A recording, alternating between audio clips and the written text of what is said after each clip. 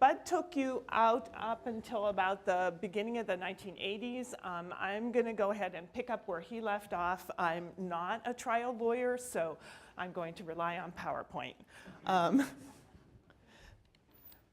3 objectives. The first one is to go ahead and look at developments in, and instead of calling it politics, even though maybe it is, we prefer to call it policy. But fisheries policy, and I'm going to go up to the Sustainable Fisheries Act. The other thing that Andre asked me to do is cover the basics of the federal fishery legislative process. And then the other thing I was going to do is talk about the early implementation of the Sustainable Fisheries Act. So this is a pretty broad purview. It's also really intimidating to look out in the audience and see people that have been doing this for a lot longer than I have and have really influenced. There are a lot of people in this audience that have really been seminal in the development of fisheries management policies in the US. So the trends from 1980 to 95, it's really consistent with what Bud said. There was a 60%, this is national, 60% increase in catches between 1980 and 1994. There was an enormous boom in the size of the fishery fleet. One of the things, particularly with the joint ventures, they reached the goal of the Magnuson Act initially was to Americanize the fisheries. They reached that goal in 1991 for the harvesting sector. So it was amazing what US fishermen could do when they had the banks to back them up. There was, concurrently with that, there was a decline in the Pacific Northwest salmon stocks, and you saw the first listing of the Snake River sockeye in 1991 under the Endangered Species Act.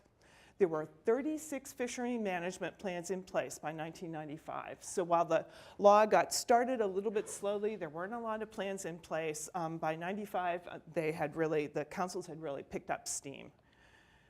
And then this dichotomy that Bud mentioned between the New England fishery stock concerns continued. It was really contrasted with a very conservative or conservation-minded fishery development in Alaska. So as the years went on, that contrast became stronger and stronger.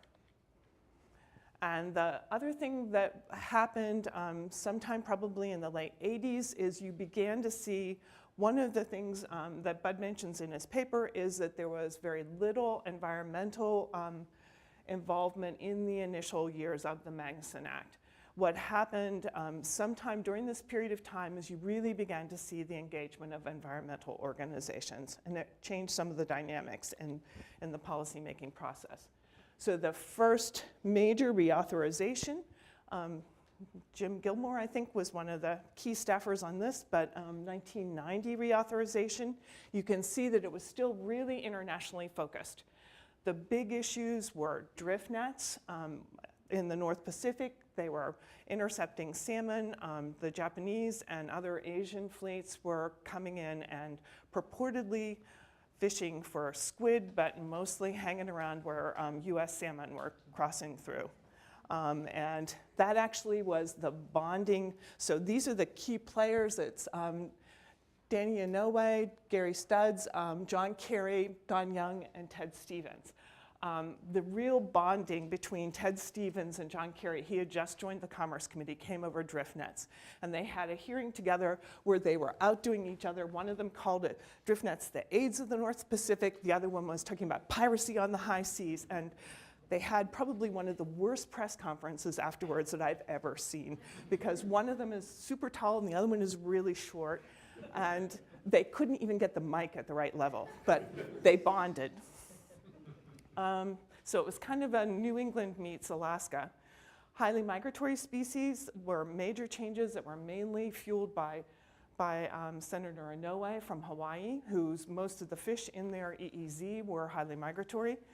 And what the changes that were made, we actually defined tuna as a fish.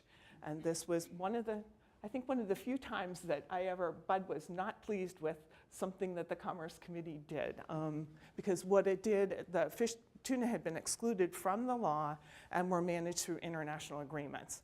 The other thing that we did that was also very controversial is we made the fishery management plans for highly migratory species on the Atlantic, for Atlantic species, were all being done directly by NOAA, by the Secretary of Commerce, because what we found is there were 5 councils on the East Coast, and trying to get a coherent fishery management plan was really difficult. Other changes, there were term limits placed on council members. They were limited to 3 terms, and there also was a big increase in the penalties. So getting back to this issue of the legislative process, the federal rules, there are 3 major spheres of action. So first is the Congress, and of course the Magnuson-Stevens Fishery Conservation and Management Act is the primary vehicle for fisheries policy, but there are a lot of other laws that really interact and affect the fisheries. So the National Environmental Policy Act, the Endangered Species Act, Marine Mammal Protection Act, Regulatory Flexibility, and the Administrative Procedures Act are some of the major ones that you have to deal with. And that wasn't a big consideration in most of the activity that was going on the Hill at the time. Well, we dealt with ESA and MMPA, but it was mostly as a separate issue. But when you get into the management of the fisheries, it became a huge issue. So the management then, direct management with federal agencies were NOAA Fisheries and the councils.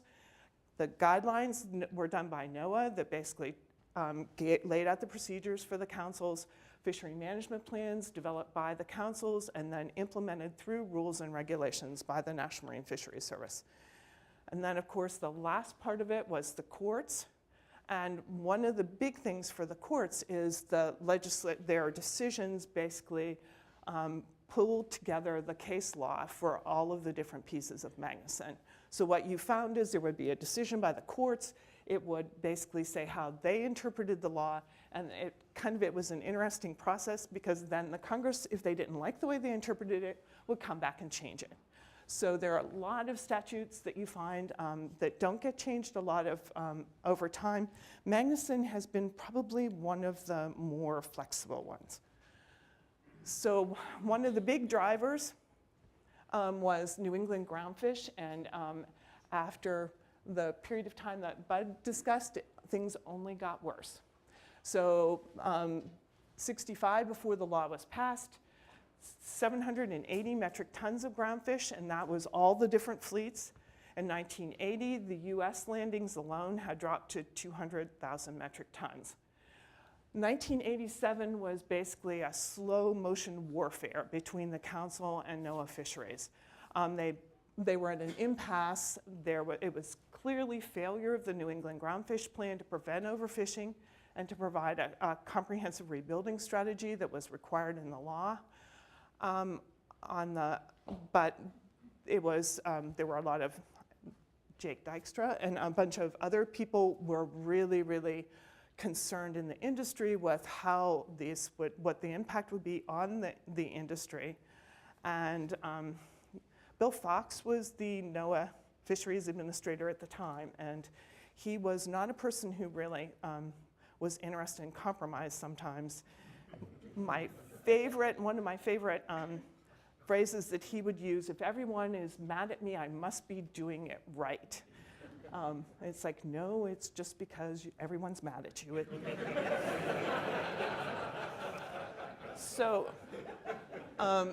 the Conservation Law Foundation then did a legal challenge. This was probably the first big environmental challenge, and they negotiated with NOAA Fisheries on a consent decree. It was an agreement to rebuild the cod and yellowtail in 5 years and haddock in 10 years. It was challenged in the courts, and it was upheld. It didn't stop the slide. 1993, the landings were down to 65,000 metric tons, and in 94, Secretary Brown, Commerce Secretary, declared a fishery resource disaster. He basically made $30 million in emergency funds available. What we used for that, this was one of Kerry's ideas, but we actually were able, and Scott Goods, we were actually able to pull funding from the California earthquake appropriations. So they had put money in there for emergency funding, and they didn't say what it was supposed to be used for. So we made the case that it needed to go to New England. So the legislative process. There's a great video online about how a bill becomes a law, Schoolhouse Rock, that if you don't understand this, it's probably a lot clearer. What I did was use the Sustainable Fisheries Act, and this is a simplified version of the process, but to just show you the same steps occur in the House and the Senate. Sustainable Fisheries Act, the first bill was introduced in the 103rd Congress, and then we didn't get it through, so we went ahead and reintroduced. So this is the activity for the 104th Congress. So they introduced, we actually coordinated the bill numbers, which may never happen again, but it was, and in the House it was referred to the House Resources Committee, in the Senate it was the Senate Commerce Committee. We did hearings. We did, I think, 15 hearings in the Senate, and I think the House did something similar. And then we gathered, and that was over the 4-year period, and then we gathered all of the information and basically wrote up the bills. The 2 bills we're moving through. Markup is when you bring all the members together, you give them the staff products that they've developed. Commerce Committee was, under Fritz Hollings, generally didn't approve of amendments. So if we didn't work everything out before the committee hearing or the committee markup, we were generally considered to have not done our job properly. This bill, we actually had amendment after amendment after amendment. Most of it was the discussion between Slade-Gorton and Senator Stevens. So what we had by the time it came out and was reported was a very fragile compromise of what they had agreed to do. Floor activity, and the House had a similar process. The floor activity debates and the votes happened, and you can see all those in the congressional record. Normally, when you have a bill like the Sustainable Fisheries Act that makes major changes, you'll resolve the differences in the conference. We had such a fragile situation in the Senate that the House somewhat reluctantly, but finally agreed that they would take the Senate bill and pass it. That then was enacted into law and codified as part of 16 U.S. Code 1801. So what did the law do that took all this time to write? There are 4 major areas. I won't try to go through all of this, but you can kind of see the first was the overfishing and rebuilding. This was primarily in response to the New England situation. So National 1 says that you need to prevent overfishing and ensure the optimal yield from the fishery. What we did was to change the law to cap that at the maximum sustainable yield. So it can only be reduced from the maximum sustainable yield rather than be modified by it. There were requirements to specify objective criteria, mandatory rebuilding plans. This 10 years limit came largely out of the consent decree, but it also had exceptions that could be used so that it didn't have to stick to the 10 years. And then the other key idea was that if you're going to allocate the restrictions among the different sectors in the fishery, the fishermen also got the allocation, the recovery benefit should be allocated the same way. There was an annual report required on fishery status and identification of the stocks that had overfishing. Interestingly enough, that was a major driver to really highlight the stocks that were in trouble. Up until that point, as one of the NOAA attorneys told me, it's against the law to have overfishing, so we can't. So there was very little good information that came out of NOAA in terms of really classifying things as overfishing. There were also then reports on, there were a lot of reports in the law on ecosystem principles, stock assessments, and other things. Habitat protection was another area. The requirements in the fishery management plans were to identify essential fish habitat and to minimize adverse fishing effects. The things that became really more of a controversy afterward were the requirement that federal agencies had to consult with NOAA Fisheries if there was a proposed action that could adversely affect essential fish habitat. And this brought in the builders and a lot of people that built dams and things like that. It was a compromise. It was worked out. Is Suzanne around? So the way I remember it is Suzanne Ayudicello Martley and Dick Gutting sat in a room and worked it out. We figured if the two of them agreed, it had to be good. But it has been one of the more controversial provisions afterwards. It doesn't actually require that you do anything. It just says that you have to look at it. And then bycatch, this was coming primarily out of the West Coast. We added a national standard to minimize bycatch and bycatch mortality, defined different kinds of bycatch, and put in requirements for reporting and management of bycatch. And then there also was a discretionary provision. And then the last main area was looking at fishing communities. And one of the main things that happened in the Sustainable Fisheries Act is there really was a shift. Stevens in particular was absolutely dogmatic that we were conserving and managing fisheries. But the Sustainable Fisheries Act really acknowledged that it was actually fishermen that we were managing rather than fish. So there were 2 new national standards added, one to ensure the safety of life at sea, and the one that really created the biggest heartburn between Gorton and Stevens was the one on fishery-dependent communities. I don't know how many meetings I sat in where we talked about whether Seattle was a fishery-dependent community. I think it's still going on today. Then there was the moratorium on individual fishing quota development and a requirement for the National Research Council to do a report. The fishery disaster relief provisions that we had actually pulled out of other fishery legislation were moved into the Magnuson Act, and we provided the authority to do fishing capacity reduction, and that's primarily vessel buybacks, which I don't think anyone thinks have been an incredibly effective way, except maybe in the Alaska fishery, but we tried to establish the ground rules for how they would be done. There also were requirements for more reports on community development quotas and overcapitalization. So we did this huge bill, we got it all done, we got it enacted into law, we were done. Wrong. There were a bunch of changes. I don't think that when you're on the Hill, you really realize that when you change things, just the guidelines, the regulations, the fishery management plan changes just absolutely swamp the management system. One of the things is the Federal Register entries where they post all of the regulatory actions that the agency is taking, jumped from 623 in 1995, and it gradually amped up every single year. I think the peak was in 2000 at about 1,000 fishery actions. In 1995, the fisheries budget was $269 million. In 2001, it had gone up to $816 million. And that was mainly thanks to the Congress, who realized that they had created some problems and were trying to fix them. And then there was also, though, continued intense discussion. The debate over fisheries, it really almost seemed like it just continued nonstop after the Sustainable Fisheries Act was done. Probably the biggest development, especially for the folks in this room, was the American Fisheries Act in 1998.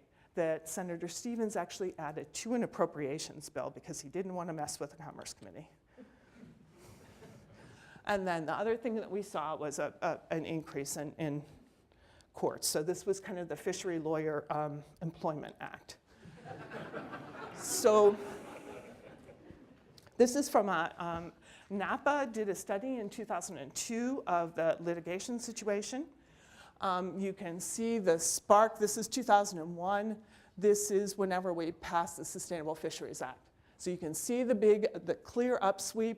The other thing, though, that was probably at least as important is you can see the purple is the lost, and the magenta is the lost, and the lavender is the won.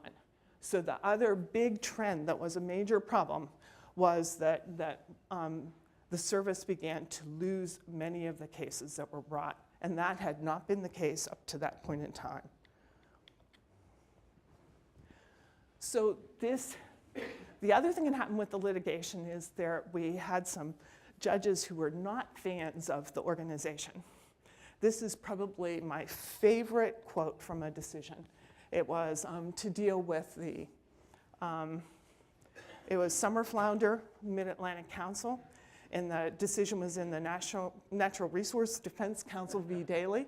So only in Superman comic books bizarro world where reality is turned upside down because the service reasonably conclude that a measure that is at least 4 times as likely to fail as to succeed offers a fairly high level of confidence.